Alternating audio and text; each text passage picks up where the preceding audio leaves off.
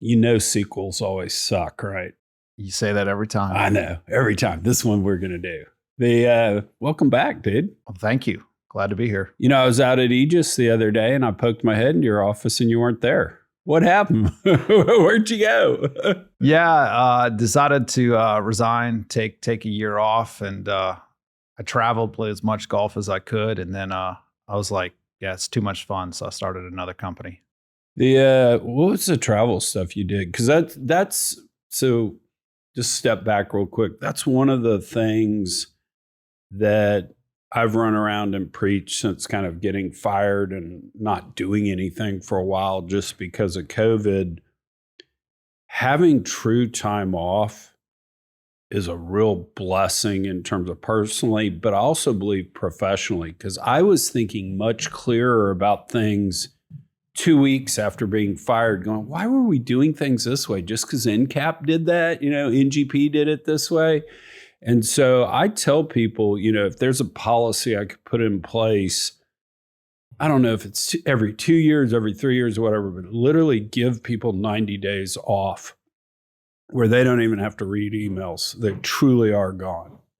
Did any of that ring true with you? Yeah. Well, I mean, it was interesting because, the only time I got laid off was Enron's bankruptcy when I was, 20, 22 years old. So I was more stressed about finding the next job versus trying to enjoy it. So this year I was preparing in advance of, hey, I'm really going to enjoy the time. So I had a buddy, childhood friend, Michael, who had some time. So we're like, all right, we're going to go see this bowl game and this NFL game and this hockey game in 1 weekend in Tampa. Then we're going to do March Madness in Vegas. Then we're going to go to Japan for a couple of weeks. And we're going to do Mardi Gras in New Orleans. And we really almost had a trip almost every month, every other month, just to kind of decompress. And then the wife and the kids are like, okay, that's probably enough, Dad. Let's slow it down. But yeah, I think it definitely gives you clarity, allows you to kind of step back and as they say, instead of working in your business, you can work on your business, thinking about what you would do different and some of the bigger maybe trends or things that you missed because you were just in the daily grind. So yeah, I agree with you.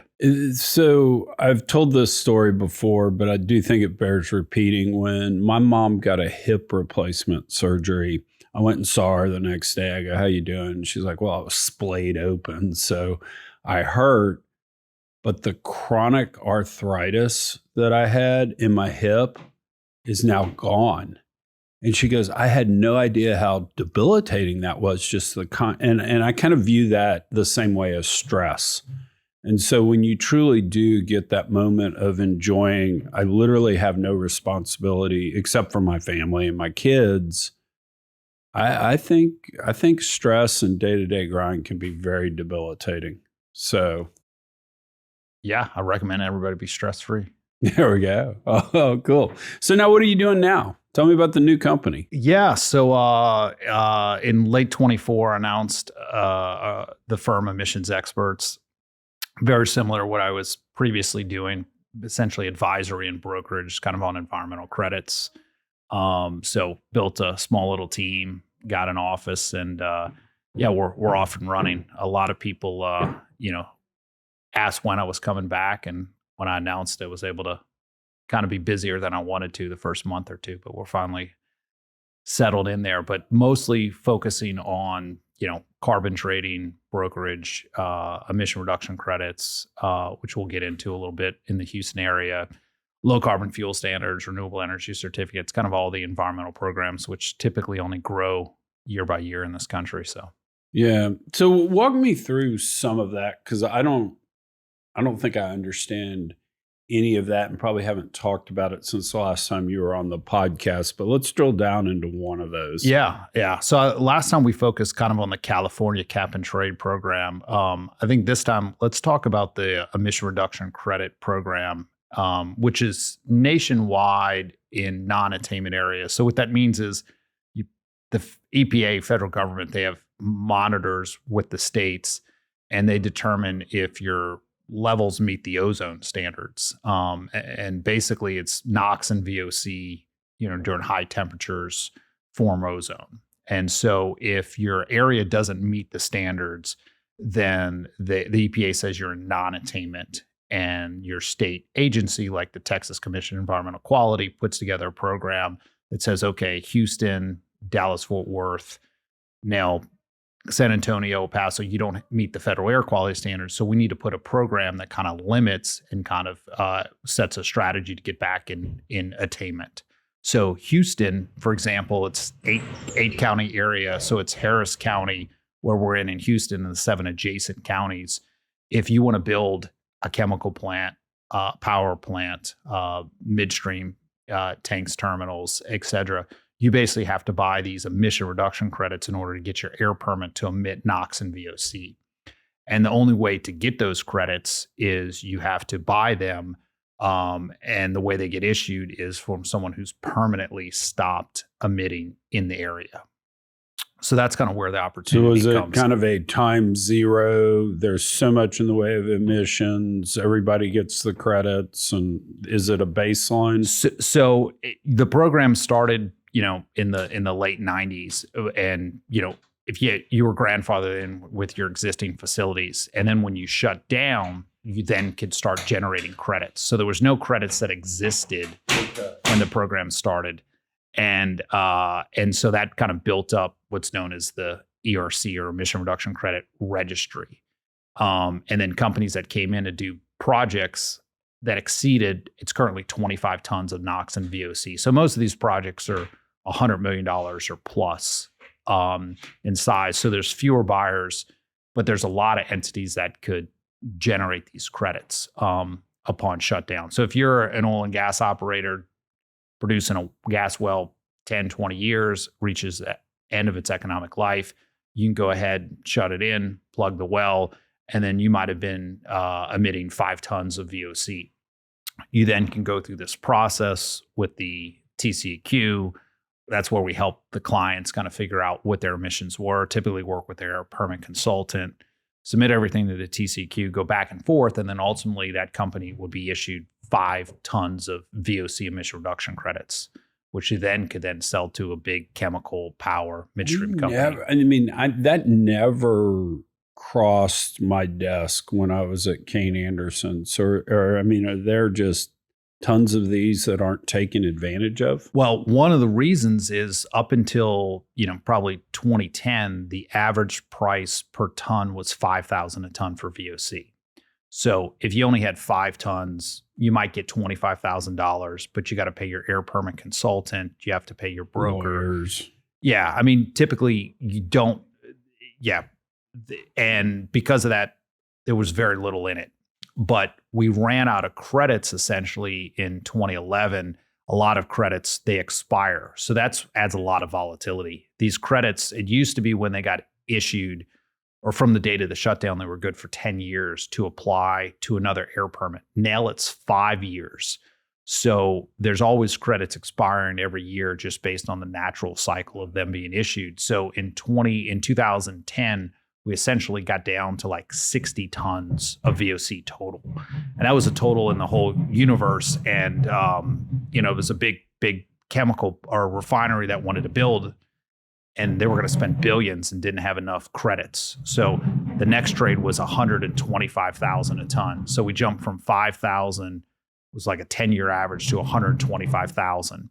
And then it was kind of off to the races, and we got all the way up to $300,000.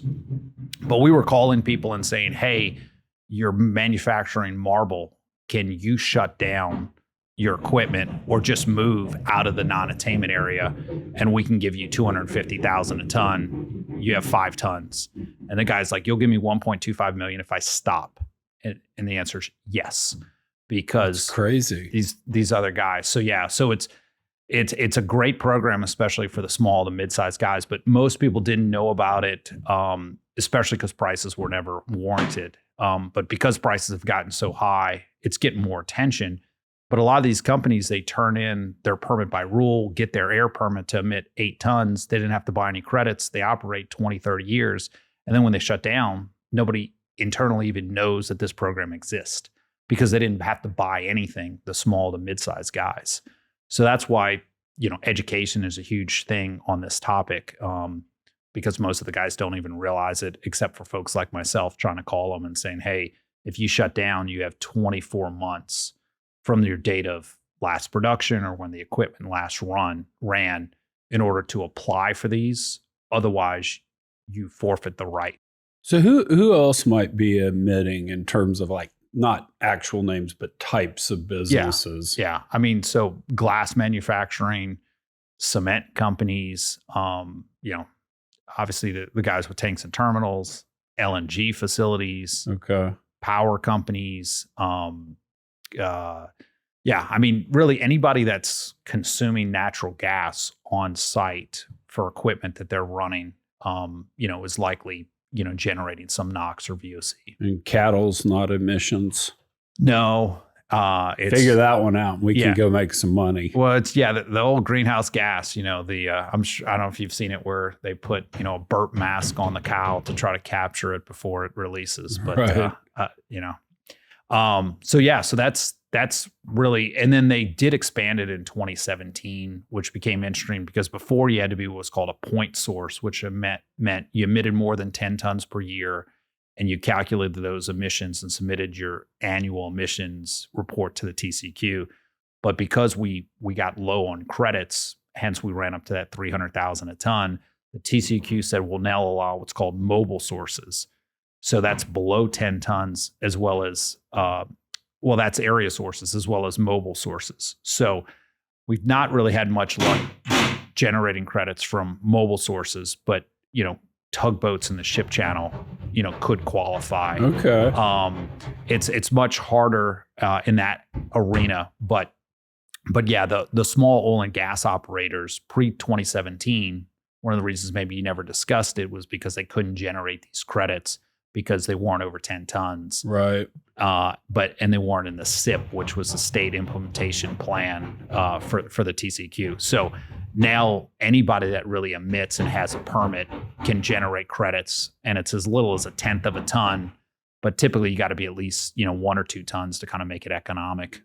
So where are the areas in, let's say, maybe like Texas, Oklahoma, Louisiana that might qualify? You said Houston, Dallas. So Houston, Galveston, Missouri. So that's the 8 counties down here. Then you have the Dallas-Fort Worth, which is similar, another maybe 8 or 10 counties up there. Louisiana, Baton Rouge, it's 4 parishes.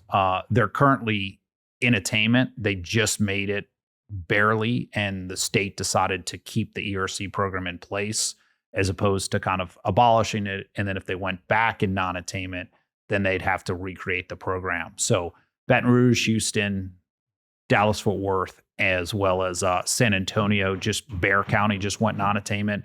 There's no credits and there hasn't been a trade. And then same thing with El Paso.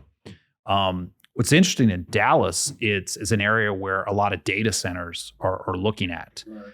And there's currently 1/2 of a ton of NOx, so 0.5 tons of NOx and 0.1 VOC. So not even a ton of credits. And so these data centers that are looking to have their own power sources could be emitting 25, 50 tons that they are above that threshold. So they'd have to turn in 130% of whatever your potential to emit is on your air permit. So if you're 30 or 50 tons on your air permit, you have to buy 65. And then let's say you emit 40 tons for a decade, then you shut down, then you could try to get 40 tons. So that kind of shows you how the program works to clean the air is you're always turning in more than you get back when you stop. Is this potentially wide data centers where Amarillo, Abilene, that's why those folks are opening there potentially? Yeah, I mean it's much more difficult to get permitted in the non-attainment areas, and so it seems like Dallas. So there's opportunities for companies that could shut down in Dallas, or just naturally had shut down, or maybe they close down a division that could generate these credits. But there's so few trades in Dallas, it's even less known than it is in Houston. So. Oh yeah, that's wild. So so thinking through when you want a phone call, just to help me understand exactly how this works, you want a phone call if I'm emitting something and I'm potentially willing to shut down. Yeah.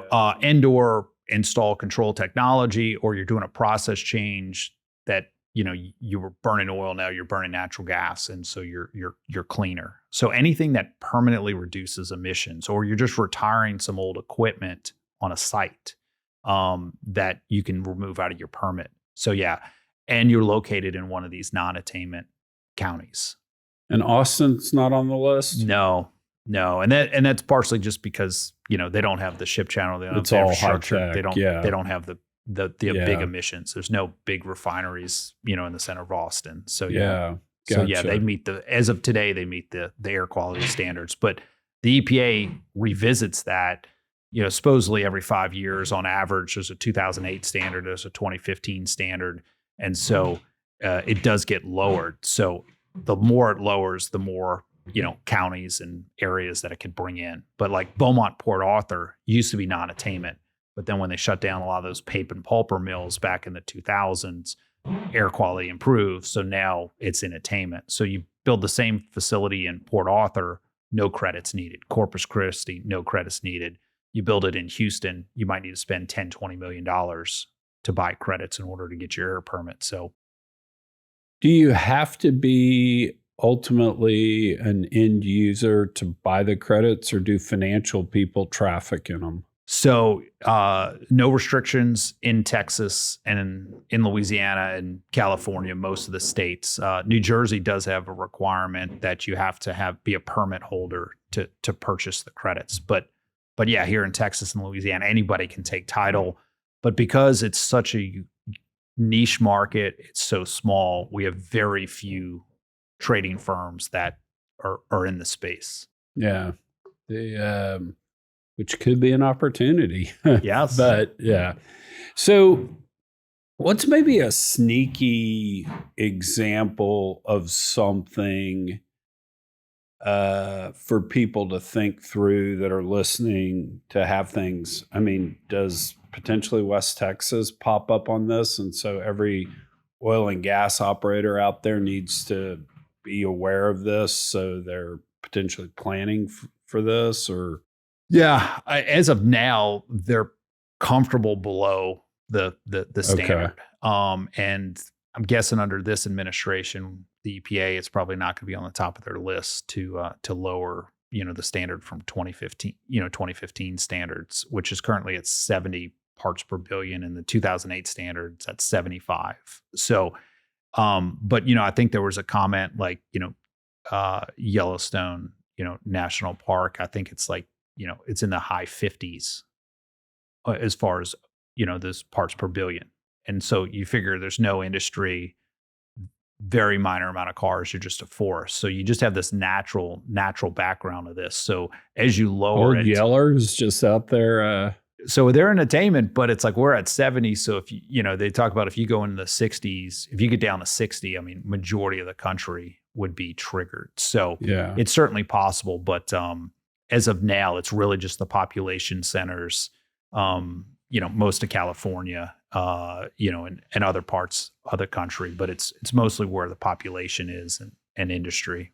So as of now, West Texas, you don't need anything to expand out there, and you don't get anything when you shut down as far as these NOx and VOC credits. But keeping good records, the TCQ asked lots of questions like, hey, show us documentation the last day, you loaded. Show us pictures of the nameplate capacity of the equipment that was out there. So lots of documentation is required in order to get these credits. I always joke with my clients, it's easier to get an air permit to start emitting than it is to get credit that you stopped. Oh, interesting. Because you turn in your annual emissions and the TCQ looks at it and they're like, okay, thank you. You're one of thousands of people doing this. But then when you go to get emission reduction credits, you could be one of 8 at the time applying for credits. And the TCQ puts you through a 12-month process, asking for lots of documentation, making sure your calculations are correct. And you did everything by the book in order to get the credits. Because if I'm a glass manufacturer out in Fort Bend County, am I actually monitoring my emissions, or are we doing calculations based on my equipment, the age, how much natural gas I'm burning? Yeah. Yeah. So you don't have like a real-time air monitor, on your site, but you're just like, hey, I have this piece of equipment. The manufacturer specs state that, hey, if you run natural gas through it, here's what the emissions are. And then there's things called AB 42, where it's like, hey, here's the standards, here's how you calculate the emissions. So most of it's like, here's the piece of equipment, how much natural gas did you run through it? And then that's how you calculate your emissions. So we can go back and calculate people's emissions. Currently, the baseline year is 2019. And so that's where the TCQ currently has put the line in the sand and said, okay, we will give you credits based on what you emitted in 2019. It's actually a 2-year average, so you got to pull in another year. But you can't go back to what you emitted in 2005 and ask for credits. And the TCQ moves that date up kind of periodically. So we can go back to companies that say, hey, we were emitting, we have the documentations, but below we're 10 tons, we didn't have to report it. So in the case of a glass manufacturer, if they were over 10 tons of VOC, they were probably reporting it already to the state every March. So, but if they were below, we could go back. But yeah, it's not monitored, but it's calculations. Got it. So who needs to get an air permit in this world? If I build a commercial building, am I doing that, or? Yeah. Typically an air permit, and I'll give you the high level, and these other guys can give more detail. But yeah, it's typically if you're going to have equipment on site that is burning natural gas or any fossil fuel. So obviously if you have any chemical plant, but if you're just building an office building, you're most likely not going to need an air permit. But there are things called PBRs, permit by rule. So, backup generators, maybe you do, get an air permit if you have backup generators, but it's a relatively simple process. But the people that spend a year getting their air permit are folks that are, big industrial type facilities. Gotcha.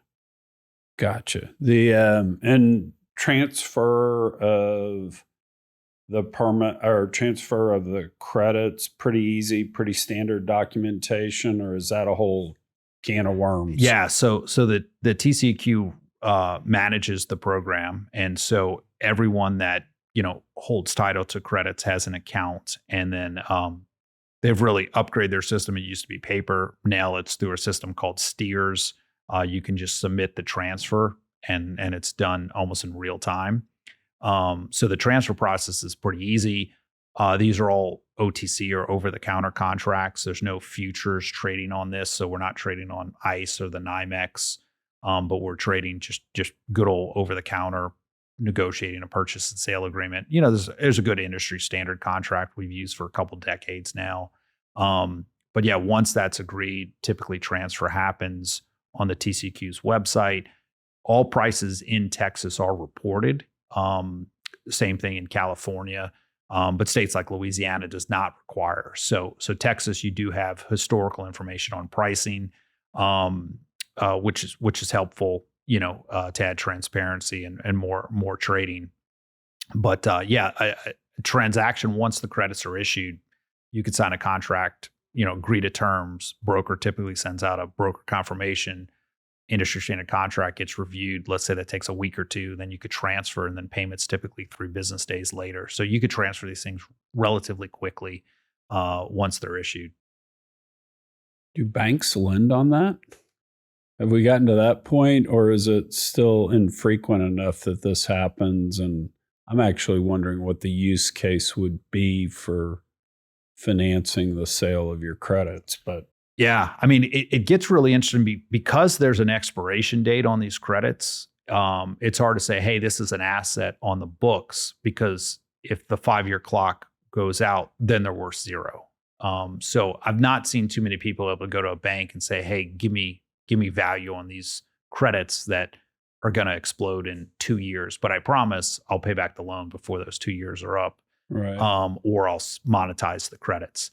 What's It's kind interesting, of the ultimate PDP well. that's right. It's like a water drive. That's right. That's right. Water drive. So reservoir. that adds some interesting dynamics. So like in 2016, when oil I think was what hit around $26, I think in January of that year, VOC credits, we had some that were expiring, and it's all public record. I mean, they traded 25,000 a ton, and those are the same credits that in 2013 were worth 300,000 a ton.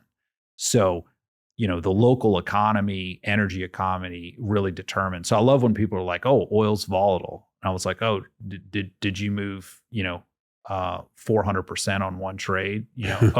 So it's like the volatility is insane. Like I said, we jumped from 5,000 to 125, then we went up to 300,000, came back to 25,000, and then the last reported trade, as of this podcast, is 240,000 a ton.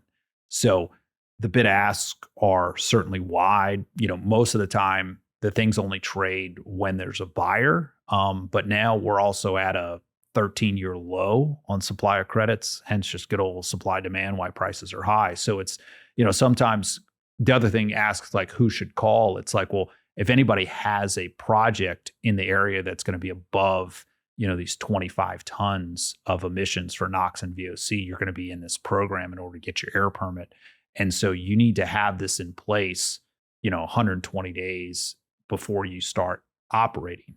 And so talk about a fatal flaw. You could build a facility, and then if you wait to buy the credits and they're not available, well, technically you can't operate without being out of compliance on day one. So a lot of banks are very specific about lending money to these billion-dollar projects that they have their air credits in place as soon as possible, because there's quite a bit of volatility and supply issues. Oh, interesting. That's fascinating. So in terms of the program over the next, call it 5 to 10 years, does Trump make the program go away? Does the Texas legislature change it up?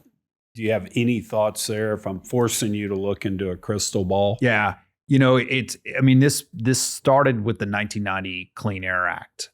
So it has been in place through multiple Republican terms, including Trump's first term, 2016 to 2020. The program is not affected at all. Obviously, this term, there was an executive order issued April 8th that was discussing programs that were affecting energy prices, and it specifically called out the California cap and trade program. Prices dropped overnight there. Washington has a similar program. The Northeast has carbon trading for power called RGGI. But as of now, they've not discussed these local programs specifically around NOx and VOC. So NOx and VOC, the science behind these criteria pollutants, the reason you don't want to live next to a refinery for air quality is because NOx and VOC. It's not because of greenhouse gas emissions, which just go up into the atmosphere and it kind of affects everybody the same. So As of now, there's been no discussion that I'm aware of going after or trying to modify this program from a federal down. Now, these programs, they give you so many years to comply with the standard. And if you don't make it, then they bump you up to the next level. So there's 5 levels of non-attainment. The second highest is severe, and that's where Houston and Dallas are. And that's where if you have any project over 25 tons, you trigger the threshold and you have to buy credits. Well, in July of 2027, they're going to look at the 3-year average of 24 through 26, all the air monitors throughout the non-attainment areas. So some are in the Ship Channel, some are in Fort Bend, Montgomery, Waller, all over the place. And they're going to take the highest one.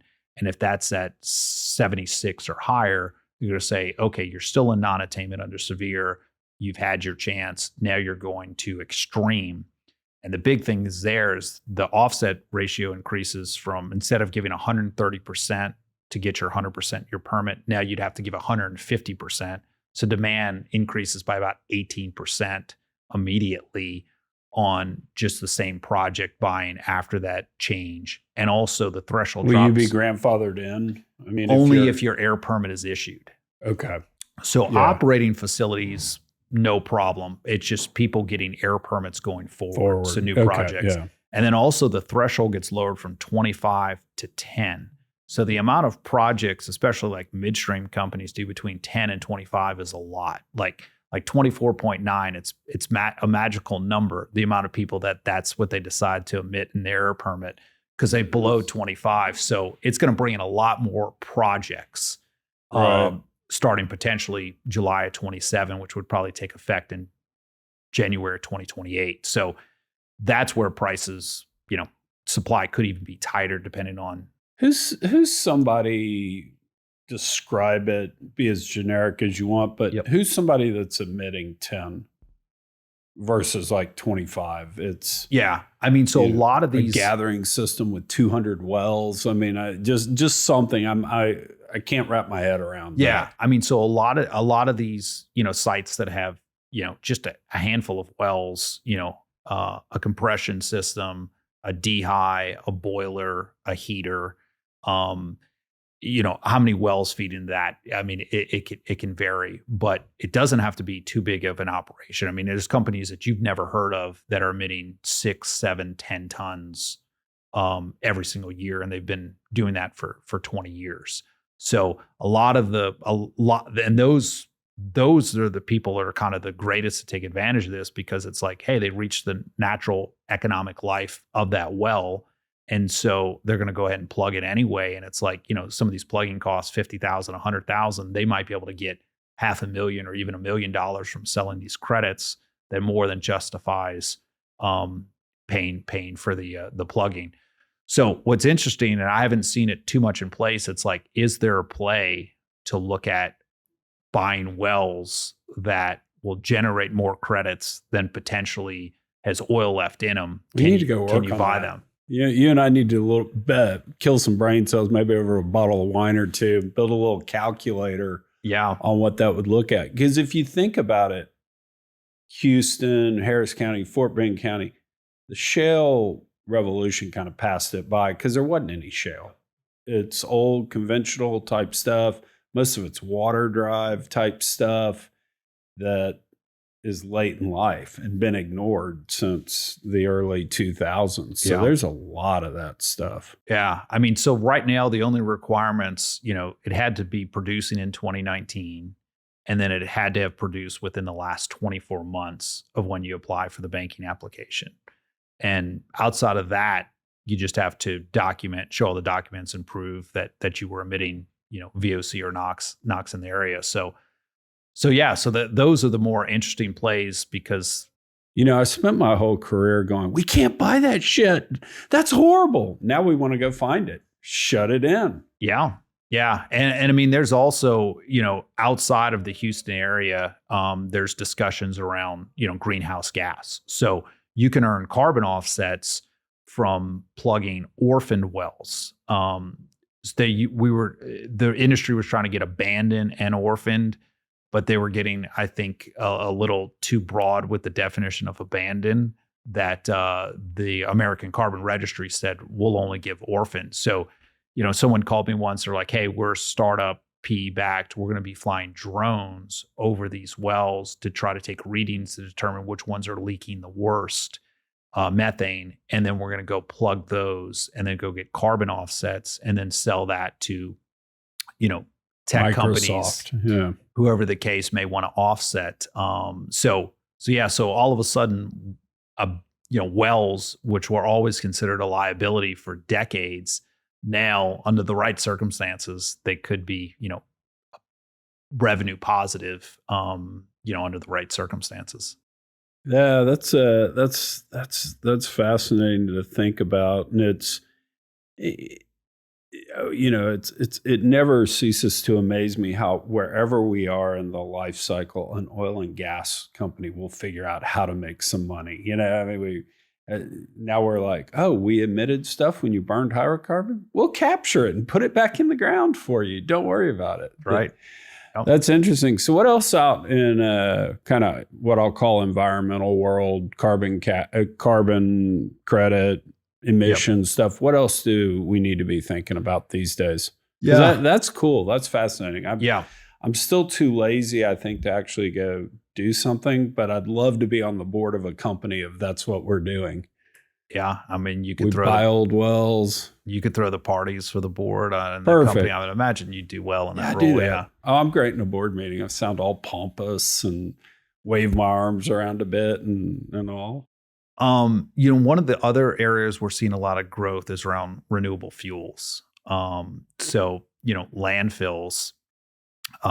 capturing the methane and instead of flaring it, capturing it, turning it into renewable natural gas, and then selling it contractually to states like, California, Washington, are some examples that are paying, significant premiums for renewable natural gas. And what is renewable natural gas? Is there actually a definition, or is that the beauty of the beholder? Yeah, I mean, there's definitely definitions of what qualifies, but yeah, I mean, the exact science behind all of it, there could be things that debate, but obviously, using ethanol, in fuels, it's like, well, that's considered renewable. Using methane from organic decomposing in landfills, that's considered renewable. So renewable diesel, renewable natural gas, you had obviously California's had an interesting, couple of years. You had two big companies announced they're shutting down refineries. You had other companies announce they're switching from diesel to renewable diesel, and that's all around this low carbon fuel standard credit.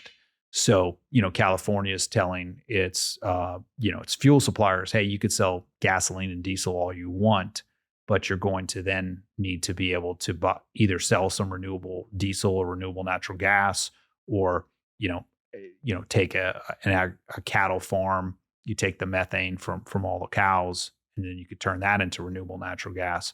So, they're going to have to buy these credits, and, they set it up as kind of like a cap and trade program. They set the cap and then they lower it every year. And so these credits should become more valuable over time. But, California has bought a lot of renewable fuels. So has Washington, Oregon. But, the Northeast is looking at a program like this. So that could get really interesting, is the more states that value renewable fuels versus historically, it's really just been the West Coast. It was interesting when I was at Kane, and this was early days of Kane. So it might have been 2005, something like that. Guy comes in with a poop to power deal. I'm going to hook up all these cows and pick up all the manure. And we spent some time with it. And at some point, somebody was like, I'm not even sure what questions to ask, which probably means we shouldn't invest in it. So anyway, we didn't invest in it. Guy comes back like 3 years later with another deal of some sort. And we're like, hey, what happened to that poop to power deal? And he goes, oh my God, for the first 12 months, crushed it. We were outperforming the estimates by 5-6x. I mean, just doing amazing.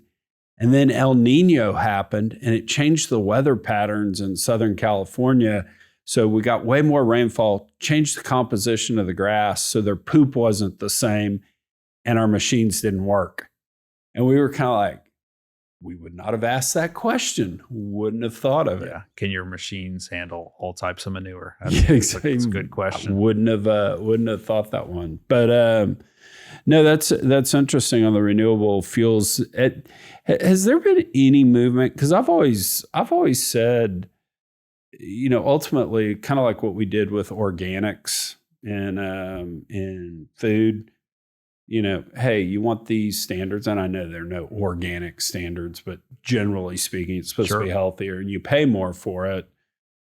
Have they gone any way, shape, or form to letting an individual consumer in some way, shape, or form buy renewable natural gas?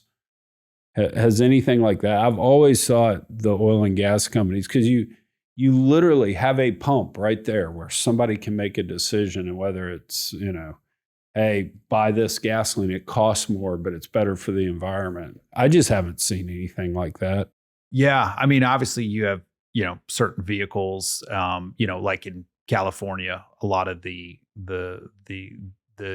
fleets, the UPSs, the FedExes, they're all on renewable natural gas because they're in the transportation system. So it's interesting there is they're actually getting the fuel for free and paid to do that. But on a residential level, I don't know if you can, you can't, I don't know if you can call CenterPoint and say, hey, please deliver me renewable natural gas and add a fee. Now we did electricity. I think there was a plan where, with renewable energy certificates. Exactly. Yeah. So you certainly, when you buy your electricity plan, you can go 100% renewable, 20% renewable, and that's all laid up out front. And then those companies can just sell you power from the coal plant or natural gas plant, more likely down the street. And then they could buy renewable energy certificates from West Texas and then just attach it and then say, hey, your power is 100% renewable based on these certificates.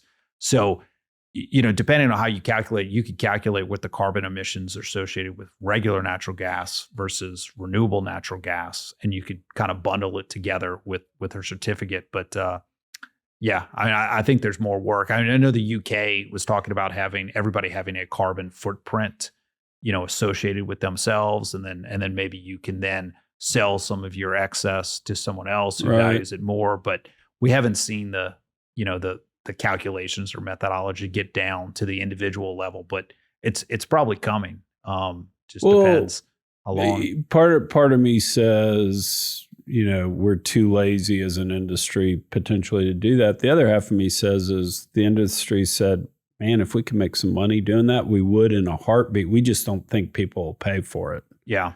Yeah. The one thing I'll say about what they're doing in the UK, at least with the power meters, they've got real-time meters in the house, and it actually alters behavior. You're looking over at your meter going, okay, we're spending too much right now. We need to go put on a sweater and, wrap ourselves in a blanket. Yes. So, I mean, there's something real to transparency in pricing. Yeah. My wife doesn't believe in changing behavior based on AC, but so she's going to keep it where she wants to keep it. So, but yeah, I mean, I think if you allowed people to make real-time choices, and have, put a price associated with it, it definitely can change behavior. And I mean, you are seeing when people fly flights, they can check a box. Hey, do you want this flight to be carbon neutral? Right. And then the airlines buy carbon offsets, and same thing. Do you want your package to be delivered carbon neutral? So, I mean, you're seeing it in some areas, but it hasn't gotten into, mainstream every day. If you're at the counter, at your local restaurant saying, hey, do you want this to be carbon neutral? Maybe at some point they're like, okay, we add an extra 5% to your bill. But I will say this, to all my energy friends are all like, oh, these carbon credits are BS and stuff. I mean, I'm always of the mindset, hey, if it's voluntary, great, let it happen. And there is some real huge, strong demand from the market, from Microsoft and these big tech companies that truly care about net zero. And maybe it's just a marketing ploy by those companies, but I do think it's real. Oh yeah, I mean there's quite a bit of money that's spent, and like I said, there's orphan wells that are being plugged today because of carbon offsets. Otherwise, they would just sit out there. So I mean, it is certainly benefiting society because these carbon offsets exist. Now, I mean, people will debate, well, does that carbon offset in the Amazon rainforest that you said, hey, if you don't give us carbon offsets, we're going to lose 3% a year.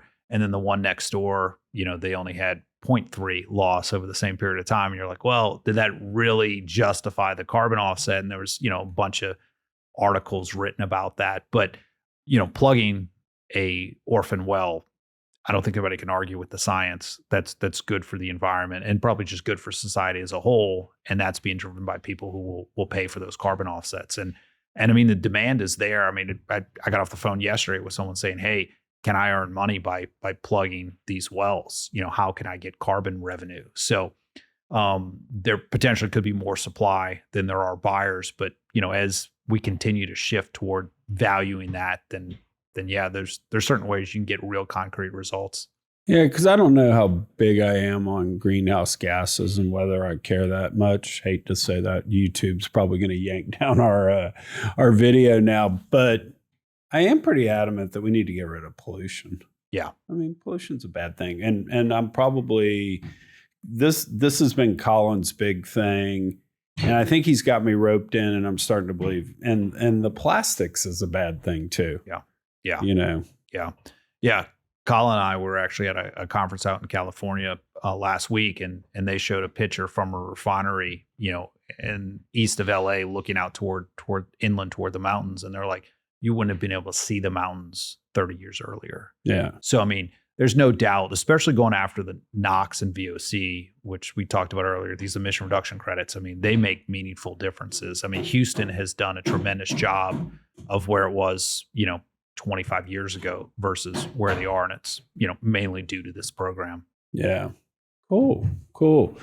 Well, glad you came back to work. Because I have a friend that told me once, he sold his company. I was like, what are you doing? And he said, well, I'm starting another one. And I go, come on, man, you got enough money. Why are you doing that? And he goes, you can't have children and be the pajama guy. What does my dad do? He wears his pajamas all day. Yeah. You can't do that. So yeah. There was that song, and I forget the name, but the lyrics were "Wake up, it's time to make money." And so my kids would come play that when I was sleeping in. Time to make money. Yeah, that's awesome. And I played a lot of golf with a bunch of 70-year-olds Tuesday at 11 a.m. But then I was like, I don't know if I could do this every day. So yeah.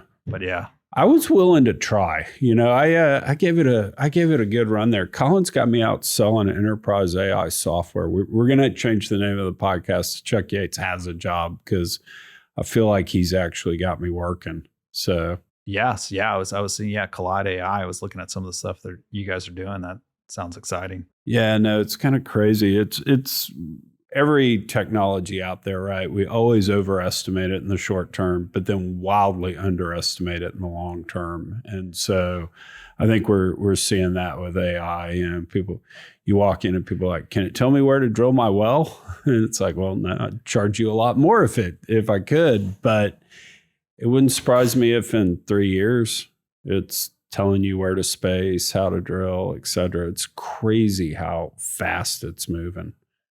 Pretty cool stuff. All right. So give me one crazy thing in the year off that you did. Well, kind of wild, funny, something. Yeah. Probably early on, we took a trip to Tampa.